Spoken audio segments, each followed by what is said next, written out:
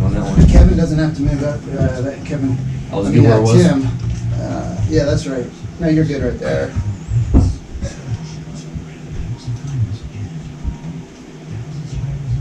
There we go.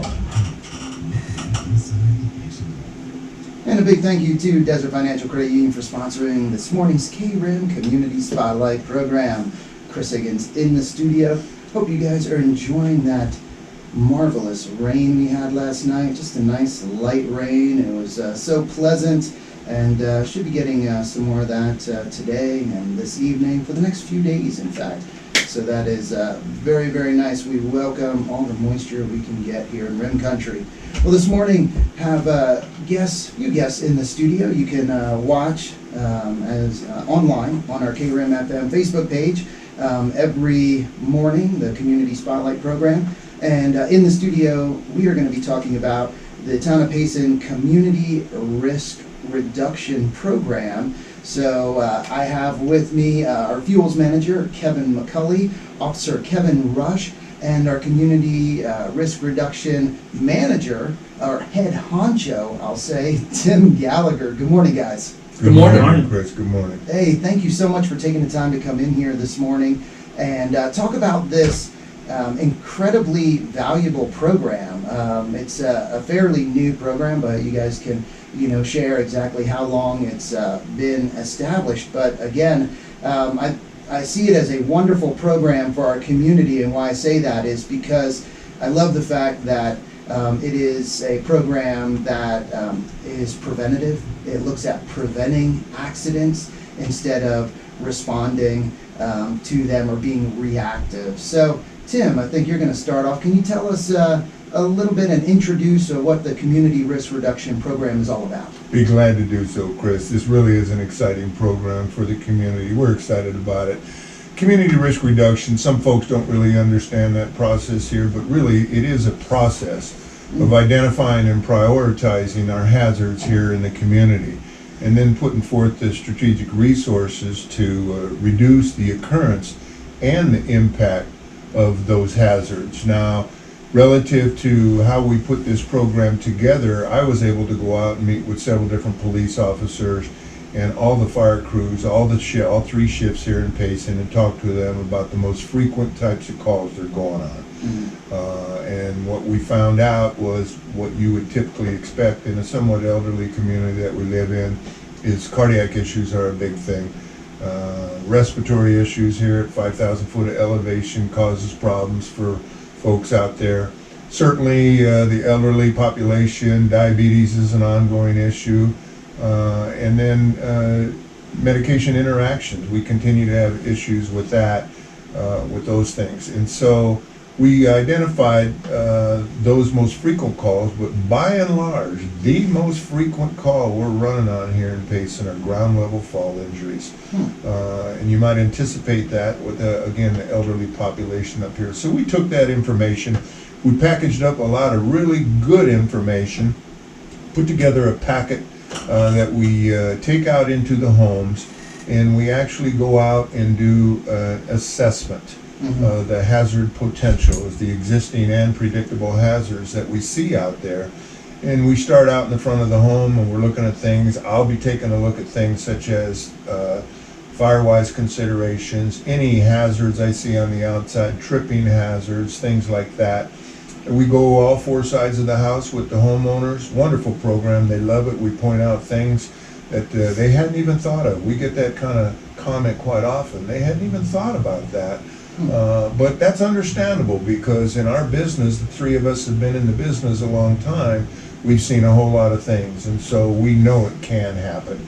And that's why we like to point those things out so that folks can make some adjustments that might make a safer home around the home. After we get done on the outside, we head on into the inside. Again, we're taking a look at those things that might present a hazard there and addressing those with the property owner. I'll be, again, looking at the health and safety issues. Officer Rush here looks at the safety and security issues. He'll be talking about that in a moment. But we go through and identify those things. We have a good checklist there. And when we're done with that, we sit down and have a very detailed consult with the property owner.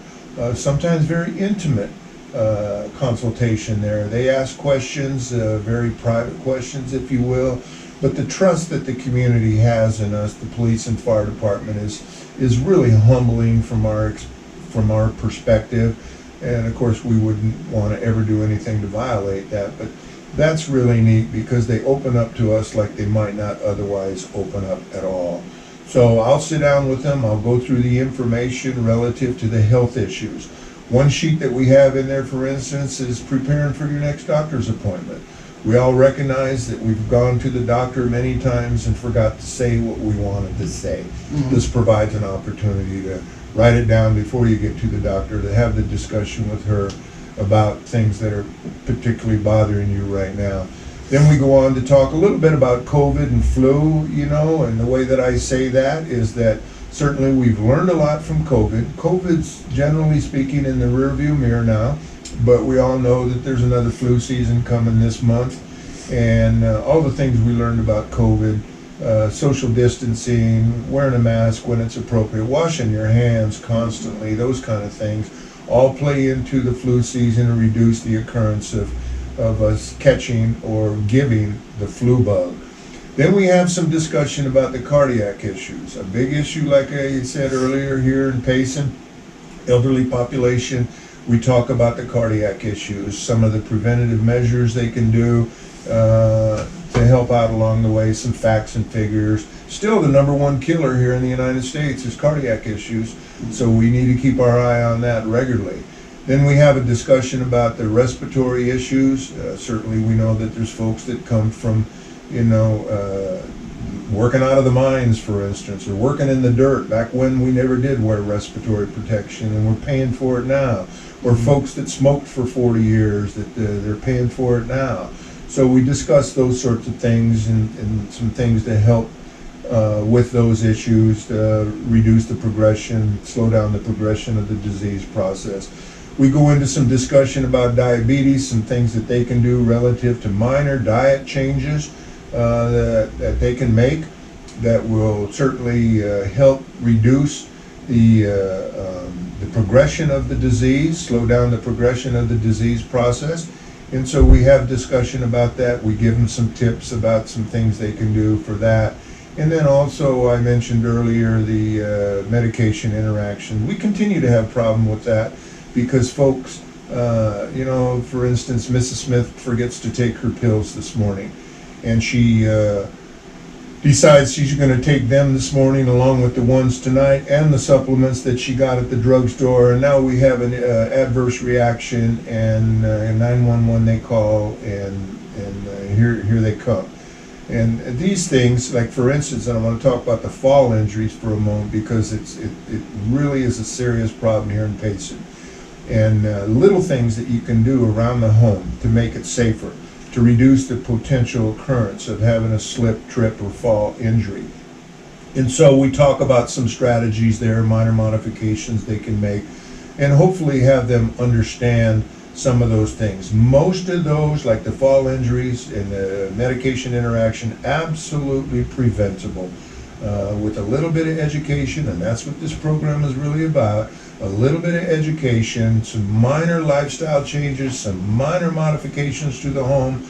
We can live a healthy and safe life into the later golden years, enjoy the grandkids, great-grandkids a while longer, and reduce some of the pain and suffering that goes along with some of those disease processes. So we're really excited about this program. We really look forward to the opportunity to go out and present it to folks.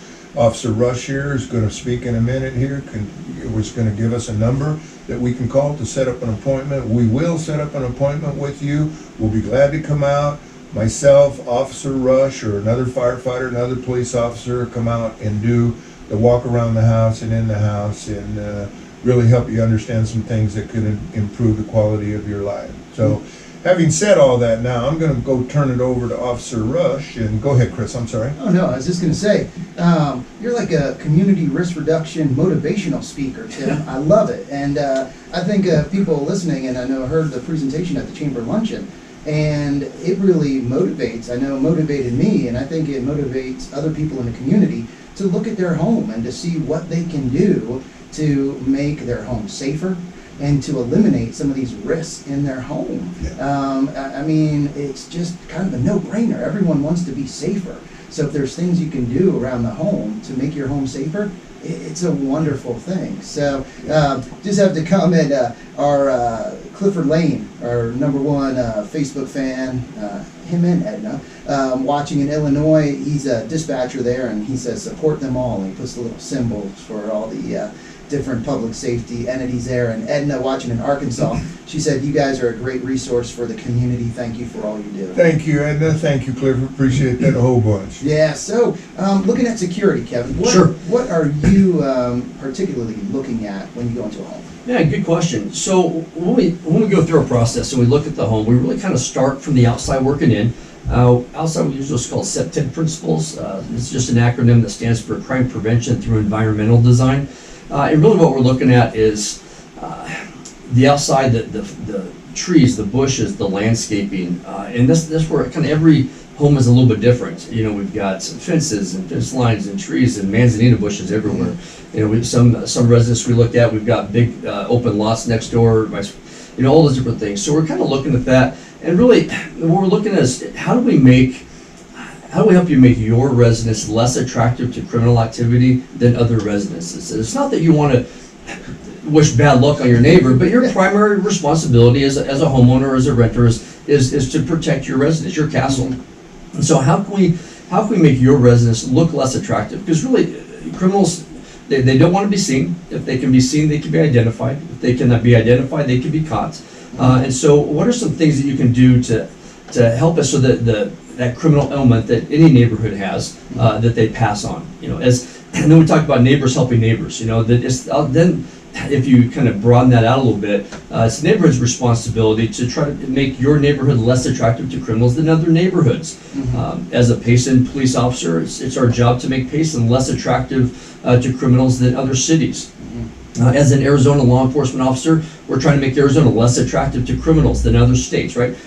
Pass them on to, you know, wherever else they want to go. You can California. say it. California. Yeah, right. Pass them west if we can, right? So we're really trying. But it starts at home. And so what do? We start looking at each individual location and what can that homeowner do to make that safer. And Yes. so we're looking at inceptive principles. Basically, you're looking at the tree drop about 6 feet or higher. We want bushes about 2 to 3 feet or lower. We're looking for hiding spaces. The two things that you can do that can most benefit when it comes to protecting your house, one is the lighting, and then one is the locks. So we talk about the 2 L's a lot. Looking at each residence and find out what are the areas that are shaded, what are the areas that are unlit, how can we go about putting some light on that area in a way that doesn't bother the neighbors, so that they can. So again, when criminals look at that house, it's difficult for them to approach the residence without being seen.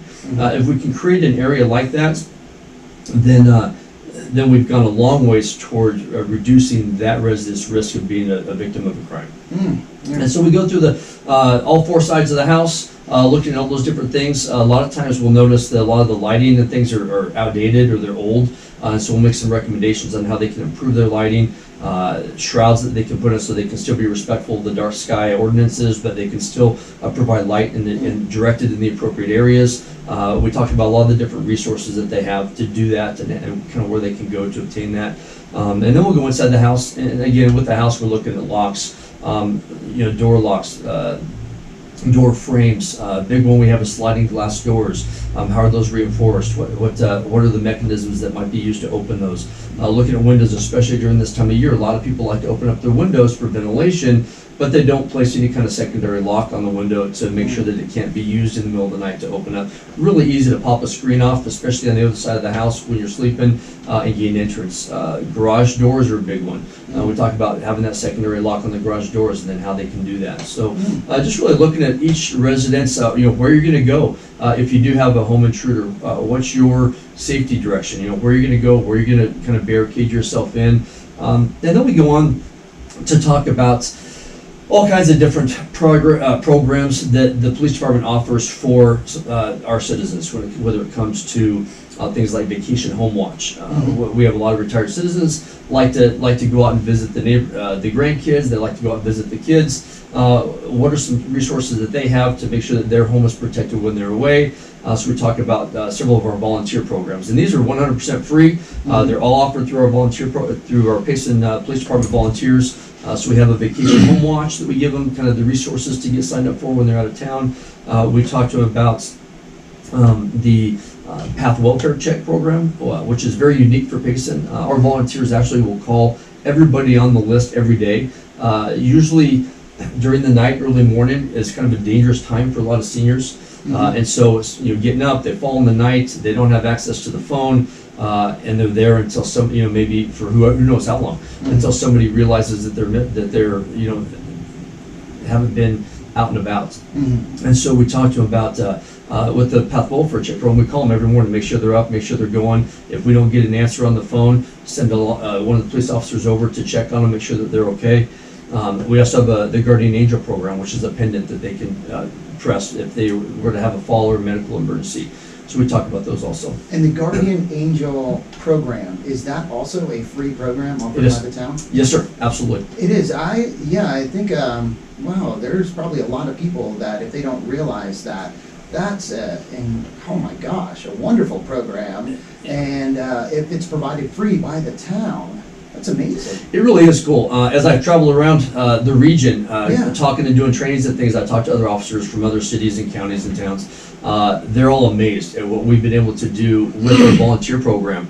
We have about 28, 29, 30 really dedicated volunteers that are participating at a very high level, just to make sure that we're able to provide those kinds of resources to our citizens. And I don't want to dismiss any of the volunteers, but I do want to recognize one that I think is the longest standing volunteer, and that's Mr. Tom Brown. Tom Brown. Tom Brown, all the time, you bet. Amazing man. And I think over 20 years. I think he's around 28 to 20 to 30. Right? Yeah, 28 to 30, somewhere around in there. Yeah, he's been with Payson Police Department longer than most of us, for sure. Yeah, he's been a volunteer for most people's careers and some. Absolutely. I mean, just an amazing guy, and so many other wonderful volunteers too that make that program and others possible. Yeah, absolutely. We've really got a very solid group of volunteers that have been committed for a long time. Yeah. Now, don't want to digress off of this program, again, Community Risk Reduction Program, but some of the things, or one of the things that Officer Rush said, Kevin, made me think that it helps with the fuels management or firewizing, and he said looking at a property and trying to minimize the places where people can hide, so the fuels, the brush on that property, if they're built up, and I know there's people that like that, and they say it's my privacy. Oh, it's privacy. But in reality, it can be a place where people hide, and also it's fuels for a fire. Yeah, absolutely. I had the same thoughts as I was listening to Officer Rush. He's talking about making your house less attractive to criminals. And, it ties right in, like you said, with fuels management, where we're trying to make your house less attractive to wildfires. Yes. So it ties in real nicely. I kind of represent a legacy of people in RIM country that have been concerned about this fuels management problem since the early 2000s. And it ties in very nicely with their community risk reduction, if I can speak this one, community risk reduction program. It ties in very well. RIM country and Payson in general has a lot of really neat residents that are civic minded and out there volunteering. The police department has a great group of volunteers. At the fire department, we have a great group of volunteers. We have 12 volunteers, and what they will do is help come out and assess properties for the hazardous ignition zone, is what we call it, and talk about some of the same stuff that Tim talks about in their program, and fuels management, and another part of that where our program ties in is reducing the obstructions or hurdles that people have to go through.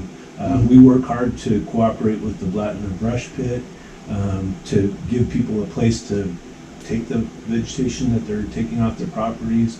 We work hard to establish grant programs to help people when they, funding, because it costs a lot of money to do this work.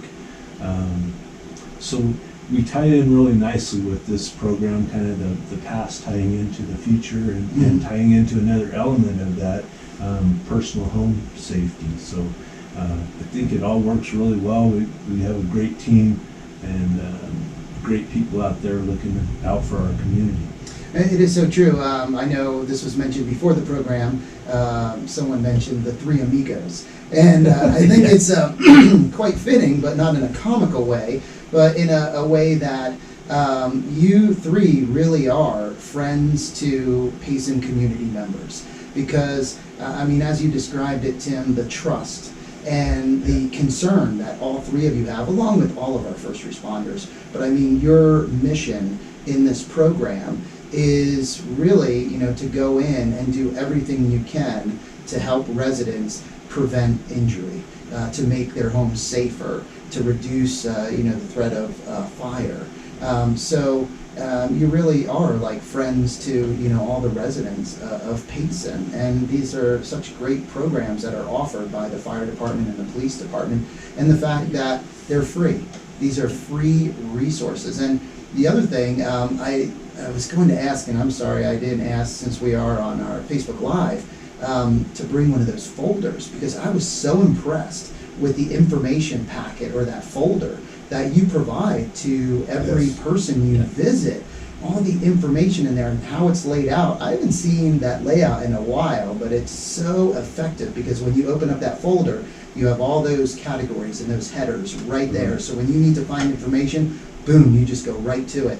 And it has contact information. It has, just information on all those different topics that is so valuable. So valuable. So, and now every person gets one of those folders and you go through every sheet in that folder when you do a visit, don't you, Tim? Yes, we do. And the other thing Kevin just mentioned to me, we have a home safety kit that we take out with them. Wow. In that is a Vial of Life.